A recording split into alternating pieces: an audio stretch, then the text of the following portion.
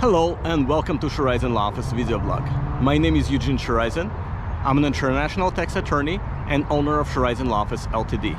And today I'm continuing my series of vlogs from Minneapolis, Minnesota. As I had said in previous videos from this series is devoted to offshore voluntary disclosures. In the previous vlog, I explained what is an offshore voluntary disclosure.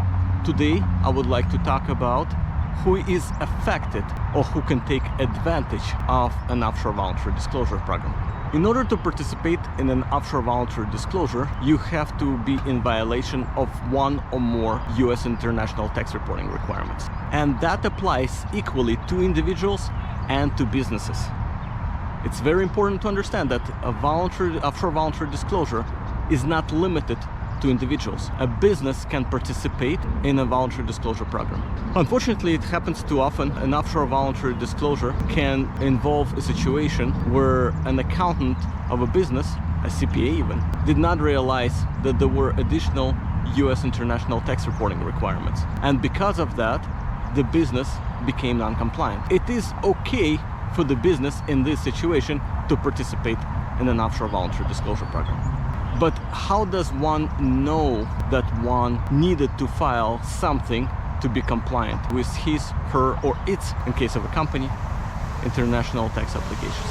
In order to do that, there is no alternative but to schedule a consultation with an international tax attorney, someone like me, or me. One of the purposes of a consultation is precisely to do that, identify your U.S. international tax reporting requirements. Many times I found that clients do not really know what they're required to do, or they may know only of one form but they don't know of another form. For example, fairly recently I did a voluntary disclosure in a case where the client discovered that she was required to file a Form 3520 for the year 2023. But she didn't know that she needed to file FBAR and Form 8938. This is a bit of a surprising case because usually it's the other way around. People know about FBAR, but they don't know about Form 3520. In this case, it was a particular case where the client was able to discover 3520, but not the FBAR. During the consultation, I was able to identify these additional reporting requirements and use them to build a voluntary disclosure strategy for her case, which we have successfully completed in early 2025.